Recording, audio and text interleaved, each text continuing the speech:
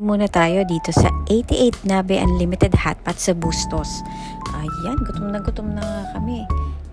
Oh, di ba maganda ang ambience at meron silang buffet. So-serve nila sa inyo ang meat at bibigyan kayo ng regular soup or spicy soup kung anong inyong choice. O, yan ang mga ingredients na kinuha ng Team Cadiz. Gutom na kami. Excited na kami sa kalalabasan. Sige lang, lagay lang ng lagay kung anong mga kinuha namin. Siyempre, mamaya malalaman ano nga bang lasa niyan. Diyan si Kuya Fourth, si Fifth, at ayan ako, naglagay ng egg. Ayan, si Daddy naman, napasag ang egg ni Daddy. Siyempre, tatry na natin yan. Nilagyan din natin ng gulay. Hintayin natin kumulo.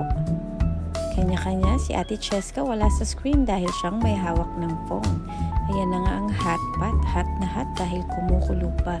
Tinikman na nga ni Daddy at ayan, hot nga daw. Si Kuya naman gusto pang magpasikat. 1, 2, toink. I'm sorry, tumawa si Fifth. O, diba? O, tama na nga. Kain na ako ng corn. Favorite ko yan.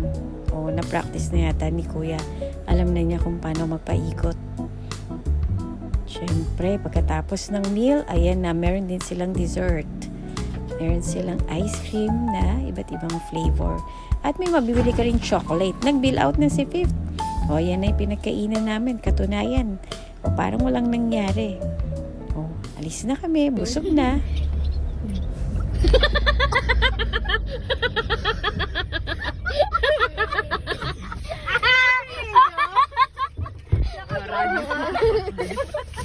Inam ko